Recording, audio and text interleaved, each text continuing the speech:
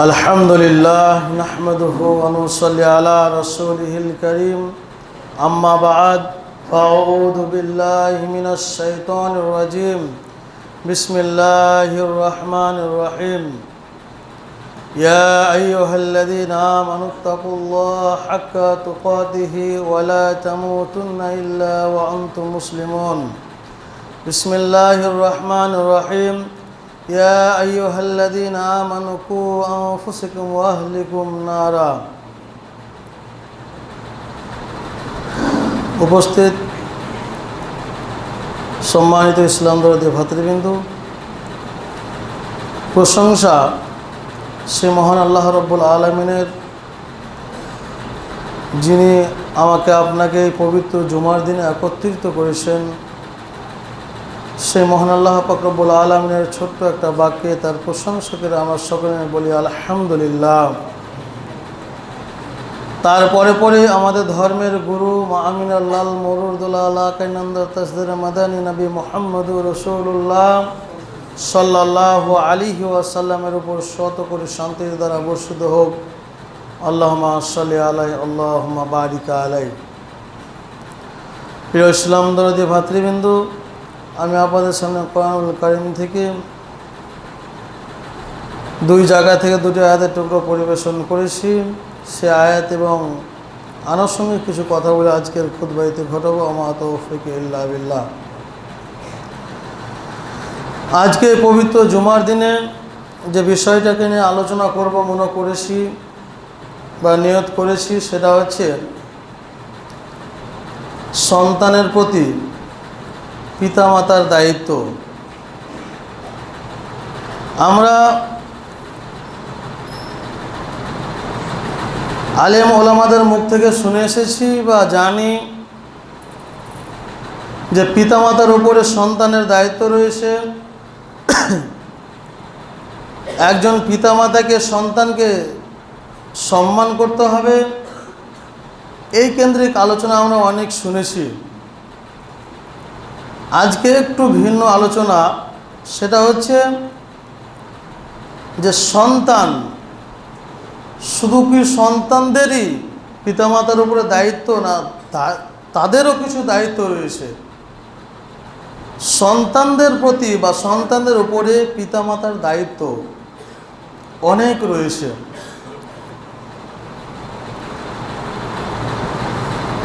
সেই দিকে লক্ষ্য রেখে আজকে পবিত্র জুমার খুতবা ইতি ঘটাবো। আমা তৌফিক ইল্লা বিল্লাহ।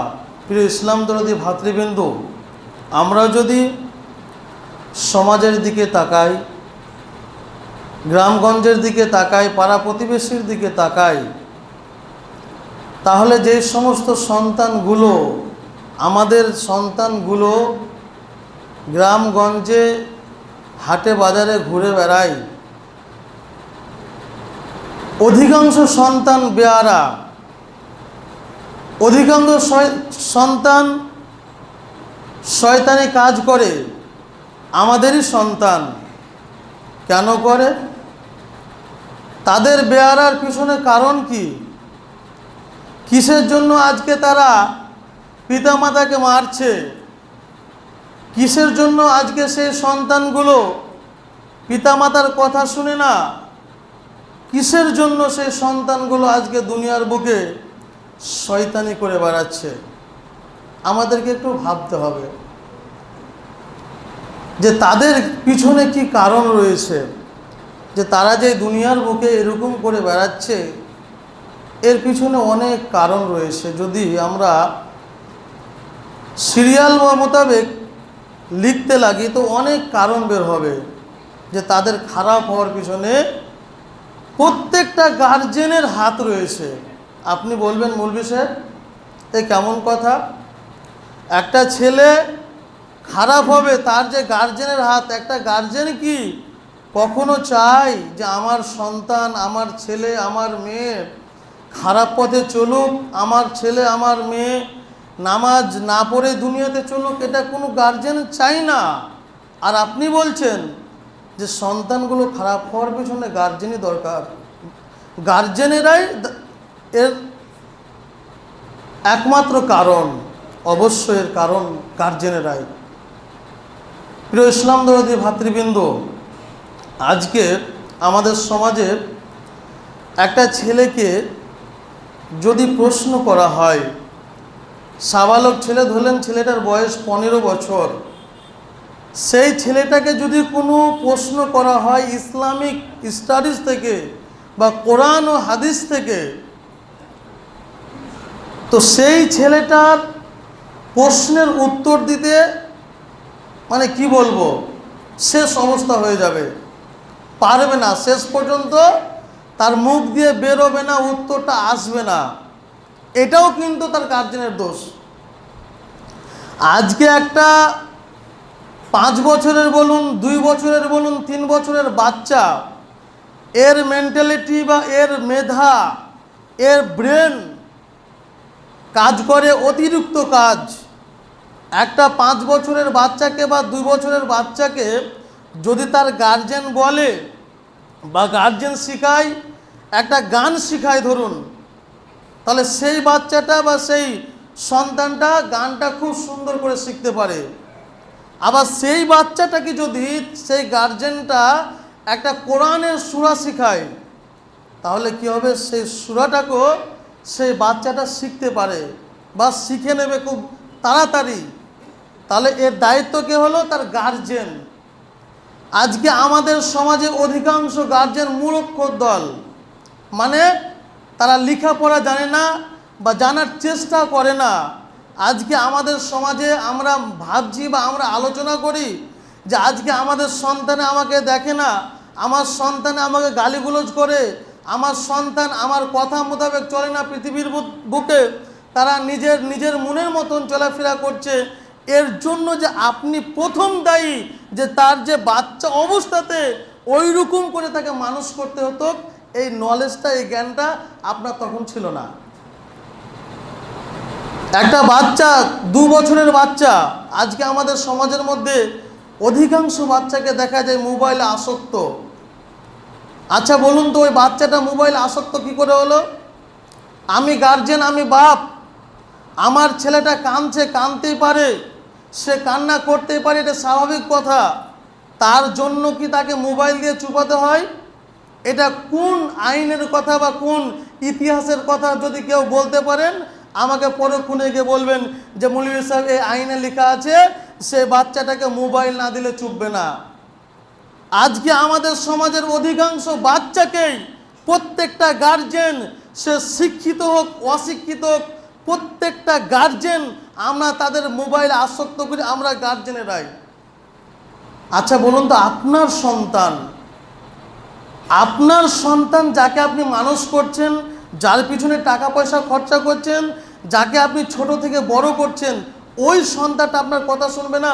এটা কখনো হতে পারে? একটু চিন্তা ভাবনা করুন। একটা ছোট বাচ্চা ছেলে আপনার বা আমি গার্জেন, আমার কথা শুনবে না, এটা কখনো কি হতে পারে? কিন্তু হচ্ছে কেন?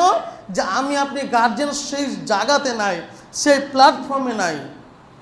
প্রিয় ইসলাম দরদি ভাতৃবৃন্দ, প্রত্যেকটা গার্জেনের দায়িত্ব হচ্ছে সন্তানদেরকে সুস্থভাবে ভালোভাবে লালন পালন করা। তাদের দায়িত্ব, প্রত্যেকটা গার্জেনের দায়িত্ব অনেক রয়েছে। তার মধ্যে উন্নত মানের দায়িত্ব সর্বপ্রথম যে দায়িত্বটা সন্তান ভূমিষ্ঠ হওয়ার পর আল্লাহ রাসূল সাল্লাল্লাহু আলাইহি সাল্লাম বলেছেন, ওর সুন্দরভাবে তার নাম রাখতে হবে। আল্লাহ নবী সাল্লাল্লাহু আলাইহি সাল্লাম বলেছেন, একটা বাচ্চা যখন এই পৃথিবীর বুকে ভূমিষ্ঠ হবে, এই দুনিয়ার বুকে আসবে, ওর বাবার এবং ওর মার দায়িত্ব হলো, ওর বাবার এবং ওর মার কর্তব্য হলো সেই বাচ্চাটার সুন্দরভাবে নাম রাখা। কারণ নবী করিম সাল্লাল্লাহু আলাইহি সাল্লাম বলেছেন, আহাব্বাল আসমাউ ইলাল্লাহ আব্দুল্লাহ ও আব্দুর রহমান ও আব্দুল্লাহ। আল্লাহ রাসূল সাল্লাল্লাহু আলাইহি সাল্লাম বলেছেন, আল্লাহর নিকটে, আল্লাহর কাছে সবচাইতে ভালোবাসার নাম, সবচাইতে পেয়ারার নাম, সেটা হচ্ছে আব্দুল্লাহ এবং আব্দুর রহমান। আজকে যদি এই প্রসঙ্গে দেখা যায়, আজকে আমাদের সমাজের মধ্যে অনেক ছেলে মেয়ে রয়েছে যে তাদের নাম বলতে নোংরা বোধ মনে হয়। অনেক ছেলে মেয়ে রয়েছে যে তাদের মুখে উচ্চারণ করতে ইচ্ছা হয় না। এরকম নাই আমাদের মধ্যে? আল্লাহ রাসূল সাল্লাল্লাহু আলাইহি সাল্লাম বলছেন, ইন্নাকুম তাদউনা ইয়াউমাল কিয়ামা, কিয়ামতে বিআসমাইকুম ওয়া আসমাই আবাইকুম ফাআহসিনু।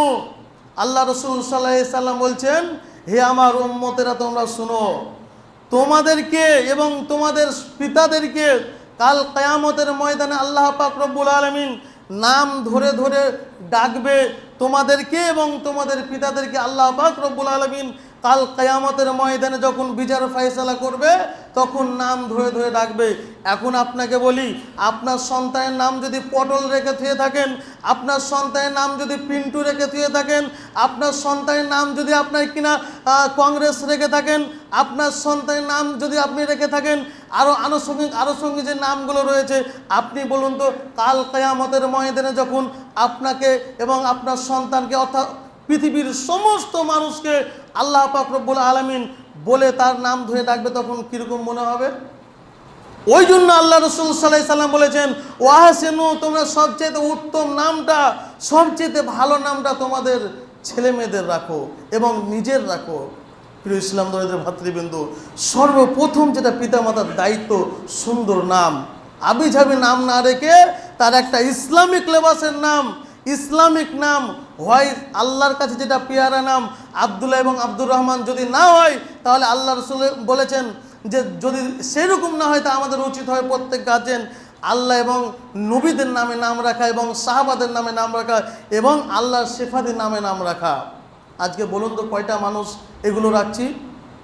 আজকে যদি মানুষকে বলা যায় যে নামের ভিত্তিতে নামকরণ করে, তাহলে তারা মডার্ন যুগ দেখাতে গিয়ে মডার্ন নাম রেখে কোরআন হাদিসকে দূরে সরে গিয়ে তারা আজকে মডার্ন যুগে আপনার অতিবাহিত হচ্ছে। প্রিয় ইসলাম ধর্মের ভাতৃবৃন্দ, এই নাম নিয়ে কাল কিয়ামতের ময়দানে আপনার আমার বিচার ফয়সালা হবে, তখন কি লজ্জাটা না হবে আপনার আমার, একটু চিন্তা ভাবনা করুন। তাহলে পিতামাতার প্রথম দায়িত্ব কি বা কর্তব্য কি? তার সুন্দর একটা নাম রাখা সন্তানের। দ্বিতীয় দায়িত্ব, সবচাইতে বড় যেটা দায়িত্ব, যেটা অধিকাংশ গার্জেন আজকে সেখান থেকে আপনার কিনা দূরে সরে আছে, সেটা হচ্ছে শিক্ষা ব্যবস্থা দেওয়া। এই শিক্ষা ব্যবস্থা অনেক দিন আমি আলোচনা করেছি, তারপরেও কিছু আলোচনা আপনাদের সামনে না করলেই নয়। আজকে আপনার ছেলেটা, আজকে আমার ছেলেটাকে যে শিক্ষা ব্যবস্থাতে আমরা দিই না বা দেওয়ার পরেও কিছুদিন রাখার পরে তাকে আমরা কি করি, আপনার হটেনি বা সেখান থেকে আমরা তাকে পরিত্রাণ দিয়ে দিই। এরকম অনেক গার্জেন রয়েছে যে আমার ছেলে খুব ভালো পড়াশোনায়, আমার ছেলে খুব মেধাবী পড়াশোনায়, তারপরেও সেই মেধাবী কতদিন? 10 থেকে 15 বছর। 15 বছরও টিকে না তার মেধা। 15 বছরের অলরেডি সেই বাচ্চাটাকে, সেই মেধাবী ছেলেটাকে কাজে, আপনার রাজমিস্ত্রির কাজে আমরা পাঠিয়ে দিই। তো পিতা মাতার সবচাইতে বড় হচ্ছে নাম, তারপরে যেটা হচ্ছে শিক্ষা ব্যবস্থাটা। আজকে আমাদের সমাজের অধিকাংশ ছেলে বা অধিকাংশ মানুষ, অধিকাংশ গার্জেন মার খাচ্ছে বা তাদের হাত থেকে, তাদের কাছ থেকে ভালো কিছু আশা করছে না। এর কারণ তাদের মধ্যে শিক্ষা নেই। আজকে একটা শিক্ষিত মানুষ, আপনি এলাকার মধ্যে দেখুন কোন একটা শিক্ষিত মানুষ তার বাপকে রাস্তায় ধরে মারছে, আর আপনি দেখবেন অনেক অশিক্ষিত ছেলে রয়েছে রাস্তায় ধরে তার বাপের বুকের উপরে পাঁচা পেয়ে আপনার কিনা মারছে। একটা শিক্ষিত মানুষের এটা কোনোদিনও কালচার হতে পারে না। তাহলে পিতামাতার দায়িত্ব হচ্ছে তাকে শিক্ষিত করা। আর যদি তাকে শিক্ষিত না করেন, তারপর যদি তাকে শিক্ষিত না করেন, তাহলে বুঝতে পারছেন আপনার অবস্থা কি হবে। একটু আলোচনা করি শিক্ষা সম্পর্কে, যে আমরা পৃথিবীর বুকে চলাফেরা করতে গিয়ে কোন শিক্ষাকে বেশি প্রাধান্য দিব। আল্লাহ রাসূল সাল্লাল্লাহু আলাইহি সাল্লাম এবং আল্লাহ পাক রব্বুল আলামিন এই দুনিয়ার বুকে চলাফেরা করতে গিয়ে কোন শিক্ষাকে বেশি প্রাধান্য দিতে বলেছেন এবং আল্লাহ নবী নিজে কোন শিক্ষা বেশি আপনার প্রাধান্য দিয়েছেন, এদিকে একটু লক্ষ্য রেখে আমার বিষয় আবার সামনের দিকে এগিয়ে নিয়ে যাব। ইসলাম ধর্মের ভাতৃবৃন্দু, বলছিলাম যে কোন শিক্ষার দিকে আমরা অগ্রসর হব। আল্লাহ রাসূল সাল্লাল্লাহু আলাইহি সাল্লাম বলেছেন, খায়রুকুম মান তাআল্লামাল কুরআনা ওয়া আল্লামাহু। আল্লাহ রাসূল সাল্লাল্লাহু আলাইহি সাল্লাম বলছেন, হে আমার উম্মতেরা তোমরা শুনে নাও, তোমরা একটা কথা কান খুলে শুনে নাও, এই পৃথিবীর বুকে আসমানের নিচে তুমি যতই শিক্ষা অর্জন করো না কেন, যে কোনো শিক্ষা অর্জন করো না কেন, বাংলা, ইংরেজি, অঙ্ক, ইতিহাস, ভূগোল, যে কোনো শিক্ষা অর্জন করো না কেন, পৃথিবীর বুকে সবচেয়ে দামি শিক্ষা হচ্ছে খায়রুকুম মান তাআল্লামাল কুরআনা ওয়া আল্লামাহু। পৃথিবীর বুকে সবচেয়ে দামি শিক্ষা হচ্ছে কোরআনের শিক্ষা, পৃথিবীর বুকে সবচেয়ে দামি শিক্ষা হচ্ছে ইসলামী শিক্ষা, পৃথিবীর বুকে সবচেয়ে দামি শিক্ষা হচ্ছে আপনার কোরআন ও হাদিসের শিক্ষা, মাদ্রাসার শিক্ষা। এটা কে বলেছেন? স্বয়ং নবী মুহাম্মদুর রাসূলুল্লাহ সাল্লাল্লাহু আলাইহি ওয়াসাল্লাম বলেছেন। কিন্তু বর্তমান সময়ে আপনার আমার কাছে কোনটা বেশি দামি? বক্তব্য ভালো করে বোঝার চেষ্টা করবেন। আপনার আমার কাছে কোনটা বেশি দামি? আজকে আমার কাছে পৃথিবীর বুকে সবচেয়ে দামি হয়ে দাঁড়ালো ইংরেজি শিক্ষা, পৃথিবীর বুকে আপনার আমার কাছে সবচেয়ে দামি হয়ে দাঁড়ালো আপনার কিনা ইতিহাস শিক্ষা, পৃথিবীর বুকে আপনার আমার কাছে সবচেয়ে দামি হয়ে দাঁড়ালো কি শিক্ষা? আপনার কিনা ভূগোলের শিক্ষা, ইতিহাস শিক্ষা, আরও আনুষঙ্গিক যে শিক্ষাগুলো রয়েছে। আমি বলছি না যে আপনাকে ইংরেজি শিখতে হবে না, বাংলা শিখতে হবে না, ইতিহাস শিখতে হবে না, এগুলো নয়। এগুলো শিক্ষা অনিবার্য করতে হবে। কিন্তু আল্লাহ নবী সাল্লাল্লাহু আলাইহি ওয়াসাল্লাম যেটা বলছেন, খায়রুকুম মান তাআল্লামাল কোরআন ওয়া আল্লামাহু, সর্বপ্রথম সর্বদামি যেটা শিক্ষা সেটা কোরআনের শিক্ষা। আজকে একটা ছেলে মাধ্যমিক পাস করেছে, সঠিকভাবে আলিফ থেকে ইয়া পর্যন্ত মুখস্থ নেই। আজকে একটা ছেলে উচ্চ মাধ্যমিক পাস করেছে, তার সঠিকভাবে রিডিং করে আপনার কিনা কোরআনটা পড়তে যায় না। তাহলে আপনি কি করে আশা করলেন ওই ছেলেটার কাছে আপনি ভালো কিছু আশা করার? প্রিয় ইসলাম দরদি ভাতৃবৃন্দ, বলছিলাম কোরআনের শিক্ষার অনেক মূল্য রয়েছে, অনেক গুরুত্ব রয়েছে। তারপরেও বর্তমান সময়ের কাছে এই কোরআনটা হচ্ছে অবহেলিত। কোরআনের শিক্ষা আল্লাহ এবং আল্লাহ রসুল করতে বলেছেন, গুরুত্ব দিয়েছেন, আল্লাহর কাছে দামি, রসুলের কাছে দামি। কিন্তু বর্তমান সময়ের মানুষের কাছে এটা হচ্ছে সবচেয়ে নিচু মনের শিক্ষা, এটা হচ্ছে সবচেয়ে কমা শিক্ষা, এটা হচ্ছে সবচেয়ে আপনার কিনা নিচু শিক্ষা। এর তুললে এর ওপরে আরও অনেক শিক্ষা রয়েছে। এটা আমাদের সাধারণ জ্ঞান মানুষ, সাধারণ নলেজের মানুষ, সাধারণ গার্জেনদের কথা। এটা ইসলাম দরদি ভাতৃবৃন্দু, সর্বপ্রথম আমাদেরকে গুরুত্ব দিতে হবে কোরআনের শিক্ষা। আজকে আমরা কোরআনের শিক্ষার এত গুরুত্ব পাই না কেন? কয়েকটা উদাহরণ বা কয়েকটা কারণ আমি দেখতে পেয়েছি, বা কয়েকটা জিনিস আপনাদের সামনে বলি যে কেন আজকে আমরা ছেলে মেয়েদেরকে কোরআনের শিক্ষা দিচ্ছি না। আজকে বড় দুঃখ লাগে, এই কোরআনটাকে আমরা এত সস্তা ভেবে নিয়েছি। আজকে বড় দুঃখ লাগে, কোরআনটাকে আমরা এত নিচু মনের বই ভেবে নিয়েছি যে আজকে আমরা এই কোরআনটাকে শুধু এই তাকের মধ্যে রেখেছি, বা এই বাড়ির কোনো তাকে আপনার কিনা কাপড়ের মধ্যে ল্যাপটে বেঁধে রেখে আমরা বাড়ির মধ্যে চুমু খেয়ে রেখে দিয়েছি। কিন্তু কোরআন এত সস্তা জিনিস নয়। আজকে যদি এই কোরআনের দাম দেওয়া হতো, আজকে যেরকমভাবে একটা ইতিহাসের শিক্ষকের বেতন হচ্ছে 70,000, একটা ইংরেজির মাস্টারের বেতন হচ্ছে 80,000, একটা অঙ্কের মাস্টারের বেতন হচ্ছে আপনার 80,000, এইরকমভাবে হবে যদি আজকে কোরআনের শিক্ষার গুরুত্ব দেওয়া হতো, কোরআনের শিক্ষার বেতন সেই রকম করা হতো, তাহলে ঠিকই আজকে কোরআনের গুরুত্ব পেত। বড় দুঃখ লাগে আজকে আমাদের সমাজের অধিকাংশ গার্জেন এরকমও আছে, যদি আমাদের সমাজে অনেক মাদ্রাসা মসজিদগুলো এরকম আপনার কিনা বর্তমান সময়ে একটু কিছু বেশি আপনার কিনা টাকা পয়সা যদি নিতে লাগে, তাহলে আমাদের মুসলিমদের মধ্যে এইরকম একটা ধারণা হয়ে যায়, হ্যাঁ কোরআনের শিক্ষা হবে এত টাকা নিতে পারে, শুধু কোরআনের শিক্ষা কেন এত টাকা নেবে? এই যে আপনার মেন্টালিটি, আপনার মেন্টালিটি হচ্ছে ইংরেজি শিক্ষাতে মাসে একটা ছেলেকে প্রাইভেট পড়ার জন্য, টিউশন পড়ার জন্য 1000 টাকা দেবো, গায়ে বাঁধবে না। একটা ছেলেকে বাংলা পড়ার জন্য আপনার কিনা 2000 টাকাও গায়ে বাঁধবে না। ইতিহাস পড়ার জন্য 1000 টাকাও গায়ে বাঁধবে না। কিন্তু কোরআন পড়ার সময় 200 টাকা এর দাম। একটা ছেলেকে কোরআন পড়ার জন্য কোথায় খুঁজে বেড়ায়, কোন মাদ্রাসা গেলে একটু কম খরচ হবে, কোন মাদ্রাসা গেলে একটা কম আপনার আয়ের মধ্যে আমি সেই ছেলেটাকে কোরআন শিক্ষা দিতে পারবো। এই যে মানুষের মেন্টালিটি, আর এই যে মানুষের দুনিয়াবী শিক্ষার ওপর মেন্টালিটি, এই জন্য আজকে আমরা কোরআন থেকে দূরে সরে এসেছি। কিন্তু একটা কথা আপনাকে আমি বলে দিই, আল্লাহ রসুল সাল্লাল্লাহু আলাইহি ওয়াসাল্লাম বলেছেন, আল্লাহ রসুল সাল্লাল্লাহু আলাইহি ওয়াসাল্লাম আজ থেকে 1400 বছর পূর্বে বলে গেছেন যে এই কোরআনের শিক্ষা এমন একটা শিক্ষা, এই কোরআনের তেলাওয়াত এমন একটা তেলাওয়াত যার আপনার বদৌলতে, যার বরকতে আল্লাহ পাক রব্বুল আলামিন কাল কিয়ামতের ময়দানে আপনাকে জান্নাতে দেবেন। কেন? আল্লাহ রাসূল সাহেব বলছেন যে এই কোরআন, যে কোরআনটাকে আমি আপনি আজকে তাকের মধ্যে তুলে দিয়ে দিয়েছি, যে কোরআনটাকে আমি আপনি এই মসজিদের বলুন বাড়ির তাকের মধ্যে তুলে দিয়েছি, এই কোরআন জিকির, এই কোরআন পড়া কতটা সহজ জানেন? আল্লাহ পাক রব্বুল আলামিন যখন বিচার করবে, বিচার ফায়সালা করবে, যে ব্যক্তি কোরআন পড়বে আল্লাহ পাক রব্বুল আলামিনের কাছে কোরআন গিয়ে দাঁড়াবে, হে আল্লাহ রব্বুল আলামিন, এই ব্যক্তিটা তুমি বিচার করছো, দাঁড়াও।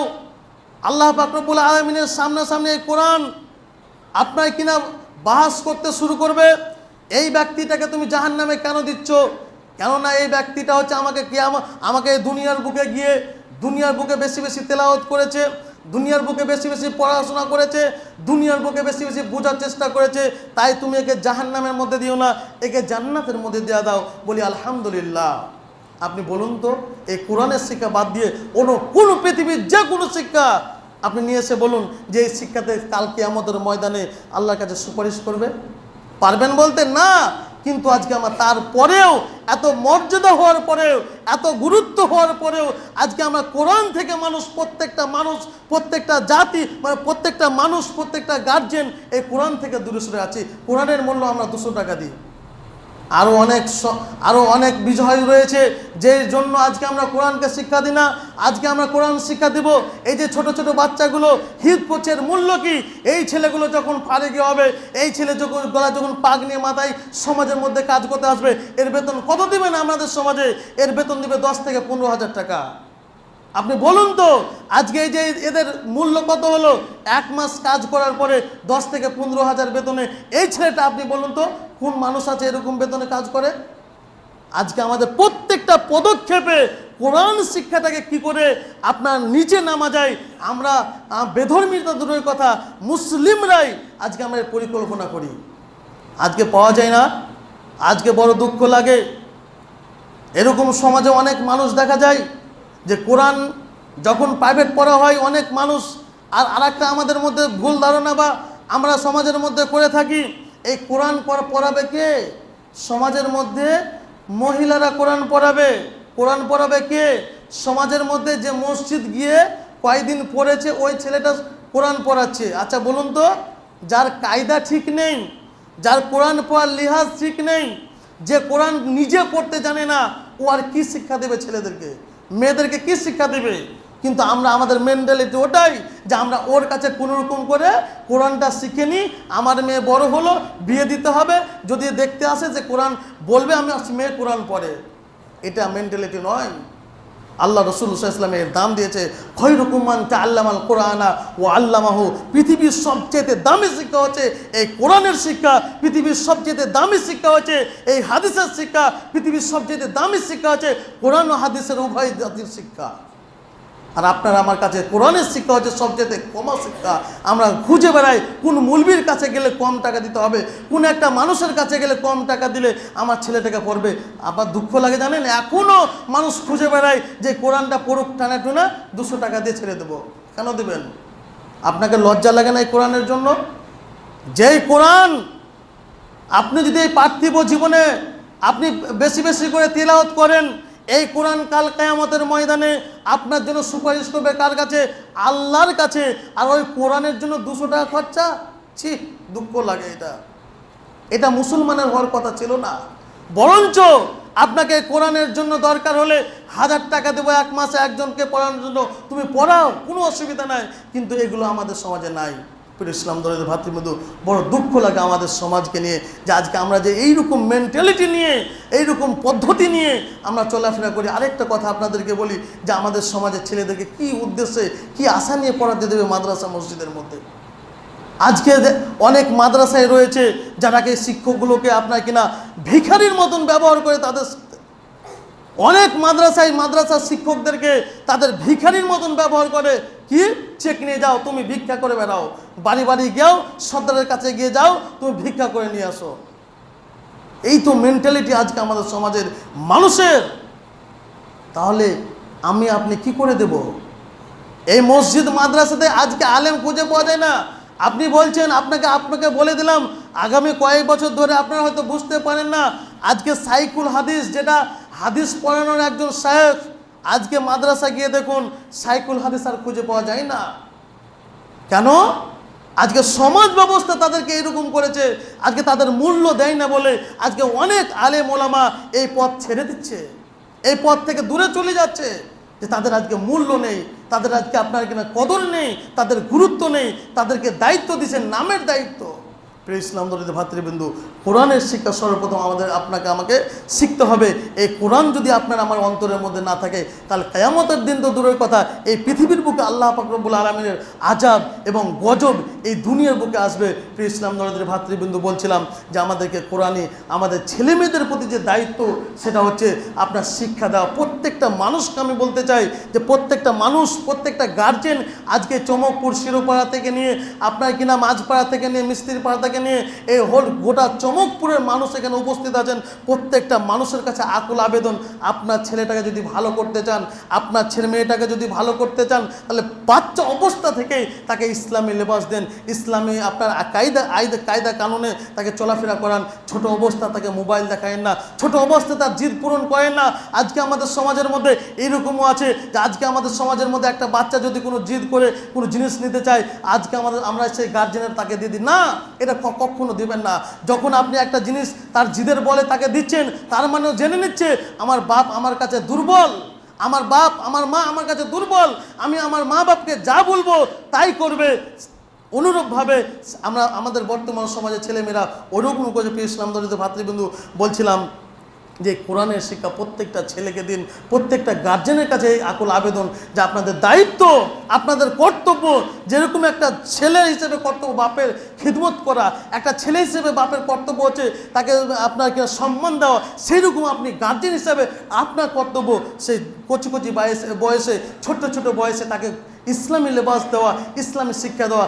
আচ্ছা বলুন তো, আজকে এখানে অনেক মানুষ 25 বছর 26 বছরের ছেলের বাপ হয়েছেন। বলুন তো কয়দিন আপনার তো ছেলে হয়েছে, কয়টা দিন আপনার মেয়েকে নিয়ে আপনার ছেলেকে নিয়ে বসে বলেছেন, বাবা তুমি জানো আয়েশা রাদিয়াল্লাহু তাআলা আনহার জীবন নিয়ে এরকম, বাবা তুমি জানো ওমর ফারুক রাদিয়াল্লাহু তাআলা আনহু এরকম বীর ছিল, এরকম শক্তিশালী ছিল, এরকম করে তার জীবনযাপন করেছিল।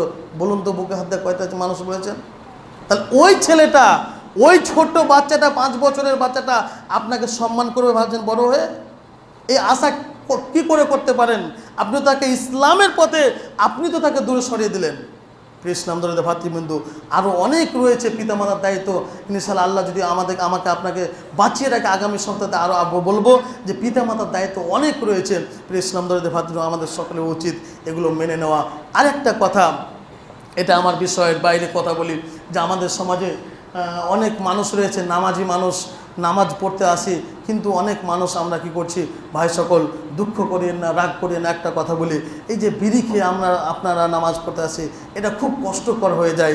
আজকে আপনার বলছিল একজন, নাম করছি না, একজন মানুষ ফজরের নামাজ পড়তে এসে নামাজ পড়ে না, জিকির আজকার করতে পারে না তার পাশে বসে থেকে। তাহলে আপনি একটা মানুষকে নামাজ পড়তে এসে কষ্ট দিলেন, এটা গুনার কাজ করছেন না? একটা কথা মাথায় রাখবেন, যারা নামাজি ভাইরা আছেন, যারা আপনারা 5 ওয়াক্ত নামাজ পড়ছেন, অন্তত একটা কথা মনে রাখবেন, আল্লাহ রাসূল সাল্লাল্লাহু আলাইহি ওয়াসাল্লাম বলেছেন, এই যে কাঁচা পেঁয়াজ যেটা আমরা খাই, হালাল জিনিস, অথচ আল্লাহ নবী সাল্লাল্লাহু আলাইহি ওয়াসাল্লাম বলেছেন তোমরা এই খেয়ে, কাঁচা পেঁয়াজ খেয়ে তোমরা মসজিদে আসিও না। তোমরা ভালো করে বিরাজ করে দাতন করে, যাতে করে মুখ দিয়ে দেখবে যে সেই গ্যাসটা আছে কিনা। যতক্ষণ পর্যন্ত না যাবে ততক্ষণ পর্যন্ত তুমি মসজিদের মধ্যে আসিও না। একটা হালাল জিনিস, তারপরে আল্লাহ নবী সাল্লাল্লাহু আলাইহি ওয়াসাল্লাম নিষেধ করেছেন একটা হারাম জিনিস, বিড়িকে, তাও বা ফজরের, সুবহানাল্লাহ, যেই ওয়াক্তে, যেই নামাজে ফেরেশতারা পরিবর্তন হয়, সেই ওয়াক্তে আপনি কি করে, আপনার তো ফেরেশতাই থাকবে না আপনার কাছে। প্রিয় ইসলাম দরিদ্র ভাতৃবৃন্দ, যারা বিড়ি খাচ্ছেন নামাজি মানুষ, একটু সচেতন হন। আপনার তো বিড়ি তো হারাম জিনিস, বিড়িটা খাওয়া ছেড়ে দেন। আল্লাহ রাব্বুল আলামিনের কাছে দোয়া করি, আল্লাহ তুমি আমাদের সকলকে সঠিকভাবে চলাফেরা তৌফিক দান করুন। সকলে আমিন। আল্লাহুম্মা সাল্লি আলা মুহাম্মাদ ওয়া আলা আলি মুহাম্মাদ কামা সাল্লাইতা আলা ইব্রাহিম ওয়া আলা আলি ইব্রাহিম ইন্নাকা হামিদুম মাজিদ। সুবহানা রাব্বিকা রাব্বিল ইজ্জাতি আম্মা ইয়াসিফুন ওয়া সালামুন আলাল মুরসালিন ওয়া আলহামদুলিল্লাহি রাব্বিল আলামিন।